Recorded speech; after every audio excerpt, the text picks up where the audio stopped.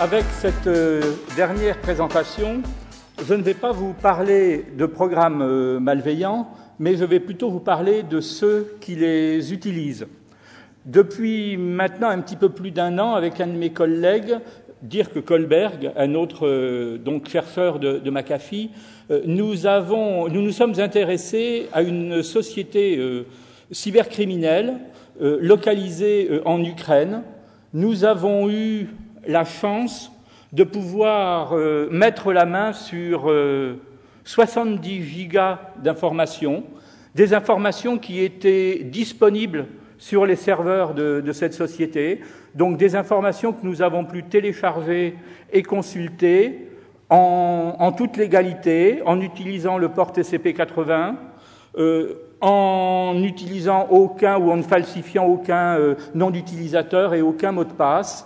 Il suffisait simplement de rentrer et de connaître les adresses IP des serveurs et d'aller visiter donc ce qu'il y avait à l'intérieur de ces serveurs.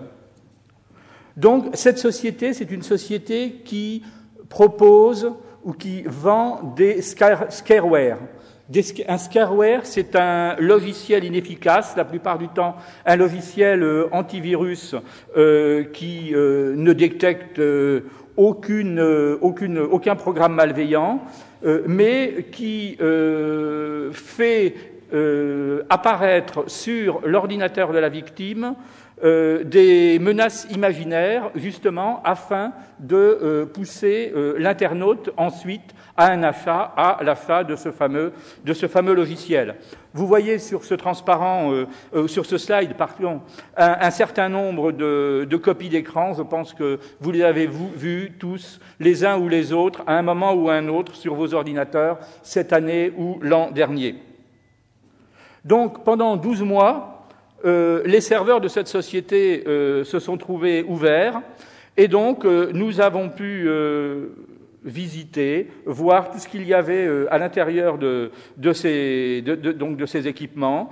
Et c'est un petit peu ce que je vais vous présenter aujourd'hui. C'est une première étude. L'étude n'est pas terminée. Je crois qu'il y en a encore facilement pour une année, mais on va déjà pouvoir voir un petit peu comment fonctionne cette société. Et puis on parlait tout à l'heure des réseaux sociaux. Plus de 180 personnes de cette société ont un profil LinkedIn. Et je me suis également amusé à analyser un certain nombre de ces profils. Moi aussi, j'ai fait du profilage. Donc, nous avons affaire à une société qui est basée en Ukraine, à 10 kilomètres de Kiev.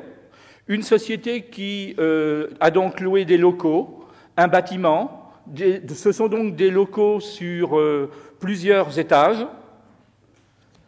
Une société donc qui s'appelle Innovative Marketing, je ne sais pas si j'avais eu l'occasion de vous le dire. Donc une société qui a pignon sur rue. On voit ici des photos qui ont été prises par les employés. En effet, sur ces serveurs, nous avons entre autres mis la main sur plus de 10 000 photos personnelles que les employés positionnaient sur ce que l'on peut appeler leur réseau social intranet. Un agencement très étudié. Vous pouvez voir ici les plans de l'entreprise. Alors, qu'est-ce que l'on y voit ? On voit donc des zones où il y a le développement de logiciels adware, c'est-à-dire de logiciels indésirables, et puis de ces fameux faux antivirus, en vert et en bleu. On voit donc que la société est quand même assez diversifiée. Vous avez également une zone adulte et adulte haute qualité. C'est pour faire simple une gestion de sites de charme et de sites de rencontres. Et puis donc, comme toute société, des zones pour le service du personnel, pour les services financiers. Il faut gérer toutes les commandes des clients. Donc cette société gère également des sites plus ou moins sécurisés de paiement en ligne. C'est ce que l'on retrouve en violet, les bureaux billing. Et Ça date il y a même pas 2 mois de cela. Dans ces 70 gigas de données que j'analyse avec mon collègue petit à petit, eh bien, nous avons trouvé un fichier Excel. C'est simplement le dump de l'annuaire LDAP de la société. Et donc, cet annuaire LDAP contient en gros 835 entrées. Et on trouve du beau monde dans cet annuaire. Bien placé avec l'identifiant 1000, on trouve James Reno. James Reno, c'est quelqu'un qui est connu depuis les années 1997. Il a déjà été remarqué par les services de police américains à cette époque. Et puis, quelqu'un qui a été condamné déjà en 2004 pour avoir diffusé un clone de Norton Antivirus. Et puis, en faisant des recherches sur cet individu, nous nous sommes rendus compte qu'il était en lien avec et qu'il était l'un des administrateurs d'une société qui ne s'appelait pas Innovative Marketing Ukraine, mais qui s'appelait, et qui s'appelle toujours, Innovative Marketing Incorporated, société commerciale constituée à Belize et avec des bureaux dans diverses localités des États-Unis. Et toujours en poursuivant ces recherches, on s'est rendu compte qu'en décembre 2008, les États-Unis avaient, le FTC, c'est un organisme de défense de consommateurs, avait porté plainte contre cet individu et la société Innovative Marketing Incorporated, et d'ailleurs qu'un accord avait été trouvé entre cet individu et le FTC, celui-ci ayant accepté de payer une forte amende et ayant accepté de ne plus s'investir dans l'industrie du faux antivirus. On verra s'il va tenir promesse, mais ce n'est pas la première fois, puisque dès 1997, il était intéressé par le sujet. Un autre individu que l'on retrouve dans l'annuaire de cette société, Daniel Sundin. Alors lui aussi, il est bien connu des services de police et bien connu du petit monde de la lutte antivirale, puisque dès 1999, on trouve des traces de cet individu et de ses sociétés, des sociétés qui étaient des sociétés préalables à Innovative Marketing, dont Vantage Software et Win Software. Donc on retrouve cet individu en 1999 dans des affaires de version contrefaite de logiciels. Microsoft, là aussi, dès cette époque-là, porte plainte contre la société Vantage et contre cet individu. Et on se rend compte qu'aujourd'hui, il est également l'un des fondateurs de cette société Innovative Marketing Incorporated. Et lui aussi, il est actuellement poursuivi par la justice américaine, mais par contre, il ne s'est toujours pas présenté devant ses juges. Il dialogue par avocat interposé. Un troisième individu, toujours du beau gratin, Sam Jane. Alors lui aussi, il est connu depuis le début des années 2000. Il avait également été condamné entre 2005 et 2008 pour contrefaçon. Ça a été le directeur d'Innovative Marketing Incorporated. Il est également poursuivi par la police, c'est-à-dire par le FBI, mais il est en fuite. Il est sur la liste des personnes recherchées par Interpol. Et j'ai découvert, il y a quelques jours de ça, au travers d'une dépêche uruguayenne, qu'il était tranquillement en Uruguay. Bon, tranquillement, je ne sais pas trop, parce qu'il est mouillé maintenant dans une affaire de blanchiment d'argent avec Merrill Lynch. Mais donc, il se trouve actuellement en Uruguay et il poursuit un petit peu de loin la direction de sa société. Alors, il y a des gros poissons, je vous en ai présenté 3, il y en a d'autres, je n'ai pas fait encore l'analyse des 600 noms. Avec Google, on arrive à retrouver beaucoup de choses, mais il y avait également dans ce site l'annuaire de la gestion du personnel, donc l'annuaire des 600, en fait des 666 collaborateurs travaillant pour Innovative Marketing. Alors, on voit donc au travers de tout cela que l'on a affaire à beaucoup de jeunes individus, des jeunes qui sortent directement de grandes écoles, des jeunes qui viennent travailler pour Innovative Marketing, bien parce que en Ukraine, l'argent est difficilement gagnable, et un bon emploi dans une société de logiciels, même si c'est pas très honnête, eh bien ça peut intéresser un certain nombre de personnes. Donc ces jeunes vont donc dans cette entreprise, ils ont un comité d'établissement. Voilà 4 photos parmi bien d'autres photos qui montrent que l'entreprise leur offre à un moment ou à un autre eh bien, des temps de repos et des temps de loisirs. À la fin de l'année, comme peut-être certaines entreprises françaises, il y a une remise de prix, une remise de diplôme, il y a un pot, et puis les bons employés ont droit donc au diplôme et à un striptease. Le striptease, je ne le connais pas en France, mais voilà comment se passent les spectacles de fin d'année pour les employés de cette société. Donc, on a vu aussi, en analysant toutes ces données, que cette société avait une production vraiment très diversifiée. On a repéré 34 serveurs de production. On les a peut-être pas tous repérés. On a repéré 34 serveurs de production avec de fréquents changements de FAI. Et puis, on a essayé d'analyser plus finement ce qui se passait au niveau des téléchargements de ces faux logiciels de sécurité ou de ces petits programmes qui ensuite vont faire en sorte qu'une fenêtre d'alerte va s'ouvrir sur votre ordinateur. Eh bien, on a pu démontrer que sur 10 jours, 4 millions de ces téléchargements ont été effectués. Ce qui veut donc dire que plusieurs millions de personnes se sont trouvées piégées. Elles n'ont peut-être pas tous acheté. On verra tout à l'heure combien de personnes ont acheté.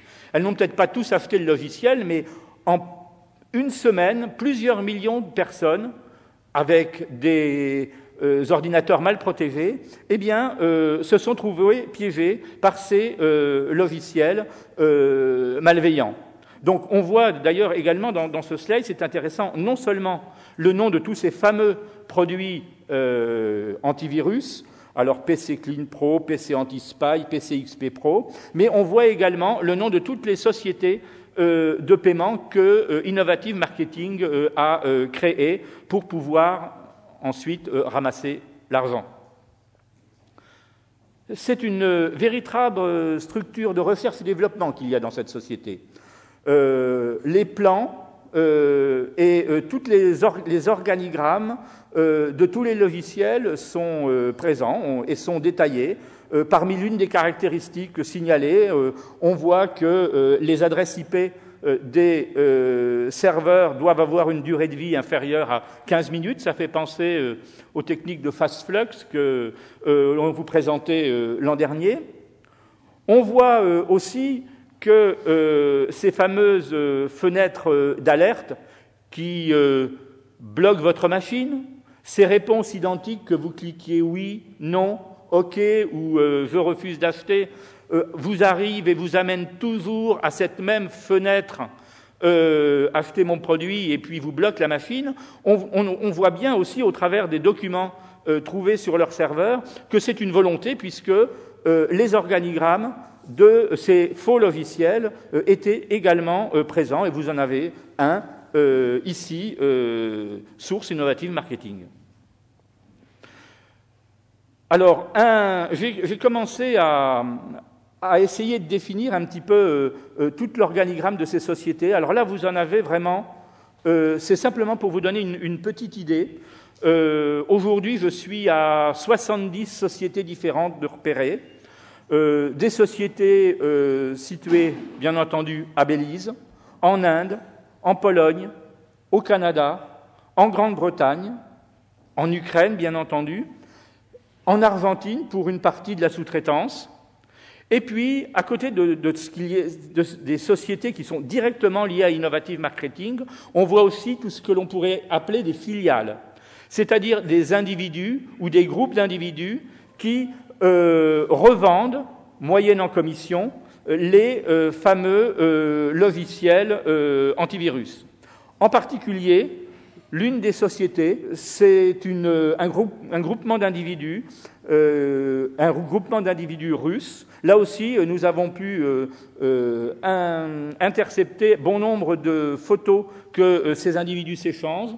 Et on voit bien, je vous en ai montré simplement ici tout petit exemple, que l'on a affaire vraiment à des individus qui seraient peut-être pas bons de croiser au fond d'un bois, qui aiment bien les jolies filles, les belles voitures, les armes, l'argent, enfin tout ce qui donc tout ce qui normalement intéresse les mafias. Alors, le support technique, c'est également intéressant. Le support technique d'Innovative Marketing, il est là pour faire traîner les réclamations, mais là aussi, très étonnant, tout est enregistré. Nous avons pu mettre la main, entre autres, sur 900 enregistrements en langue française, 900 enregistrements, 900 personnes qui ont téléphoné à Innovative Marketing pour se plaindre, la plupart du temps, d'un double débit de carte bleue. En effet, la plupart du temps, c'est ce que les personnes indiquent au support technique, qui leur dit qu'ils ne peuvent malheureusement rien faire et qu'ils ne peuvent pas les rembourser. La plupart du temps, les personnes qui se plaignent disent on a voulu commander, et puis il y a eu la fenêtre de commande qui est apparue. Un certain nombre de produits étaient cliqués. Au moment où on a voulu commencer à décliquer les produits pour ne vous en commander qu'un seul, eh bien, le site s'est planté. Et 3 jours après, on vient de constater que notre carte bleue, que notre compte a été débité de 100, voire de 200, voire de 300 €. Qu'est-ce qu'on peut faire ?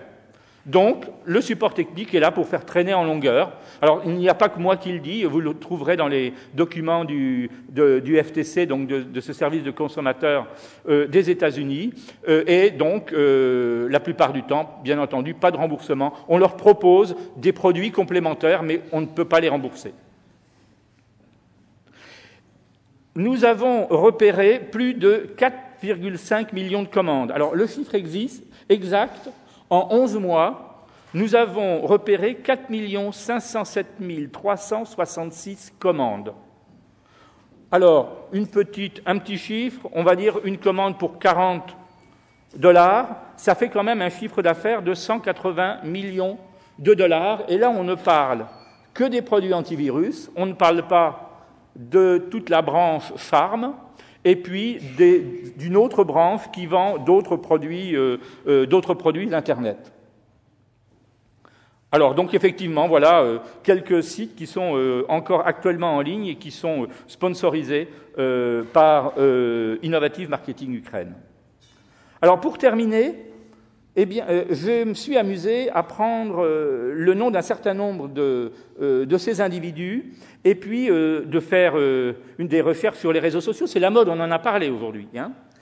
Et puis tout simplement en utilisant LinkedIn ou Facebook ou d'autres, surtout LinkedIn, et en recherchant les personnes qui se trouvaient derrière Innovative Marketing Ukraine.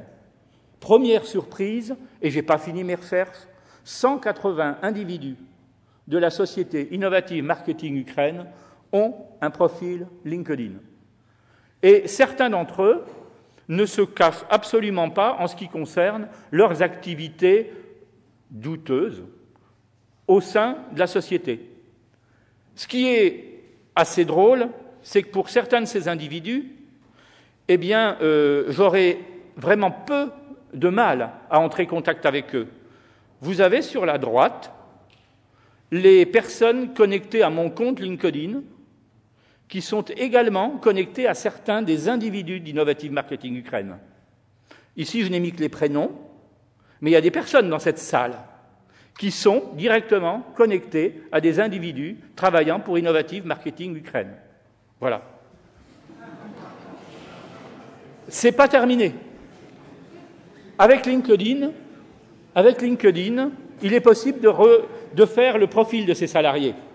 Alors, ce qui est intéressant, c'est de voir un petit peu d'où ils viennent tous ces jeunes. La plupart du temps, on a affaire à des personnes jeunes.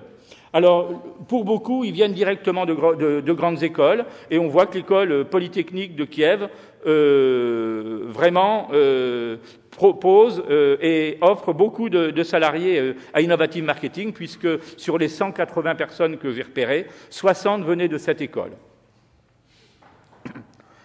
Ça nous permet aussi de voir un petit peu ce que deviennent les individus qui, un temps, travaillent chez Innovative Marketing. Alors aujourd'hui, je ne suis pas le seul chez McAfee à parler d'Innovative Marketing. Vous avez des concurrents de la société pour laquelle je travaille qui, eux aussi, ont fait des études sur cette société. Et Innovative Marketing Ukraine, aujourd'hui, un petit peu, est rentré dans l'ombre. Mais, entre autres, cette recherche LinkedIn permet de savoir où certains de ces individus sont allés. 17 d'entre eux ont été chez Commerce Lab Limited. Commerce Lab Limited, c'est la nouvelle société qui remplace Innovative Marketing. Et puis d'autres sont partis vers d'autres sociétés de développement logiciel pour la plupart des sociétés ukrainiennes. Par contre, c'est pas tout. Ce qui interroge les services de police, c'est que certains individus qui ont travaillé parfois plus d'1 an chez Innovative Marketing sont ensuite partis dans des grandes boîtes, dont certaines sont notées sur ce transparent. Et c'est vrai que c'est assez étonnant et ça pose question. Et on se demande, est-ce que ces individus ont quitté Innovative Marketing, eh bien parce qu'ils s'étaient rendus compte qu'ils travaillaient pour une société criminelle, parce que, bon, sans aucun doute, tous les employés ne se sont peut-être pas rendus compte forcément que l'entreprise était une entreprise criminelle. Mais sans aucun doute, certains d'entre eux s'en sont rendus compte. Alors, pourquoi ont-ils quitté Innovative Marketing? Parce qu'ils en avaient marre et qu'effectivement, ils ne voulaient pas manger de ce pain-là, ou parce qu'ils tentent de noyauter de grands groupes internationaux, que ce soit dans le logiciel et dans la finance. Alors, aujourd'hui, il n'y a pas la réponse, mais je vous laisse y réfléchir. Peut-être pour certains d'entre vous, téléphoner à votre service du personnel. Et puis, je vous laisse aussi peut-être me poser une ou deux questions.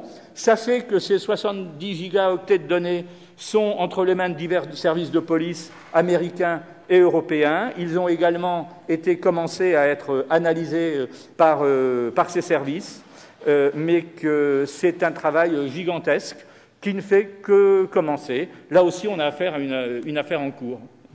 Voilà.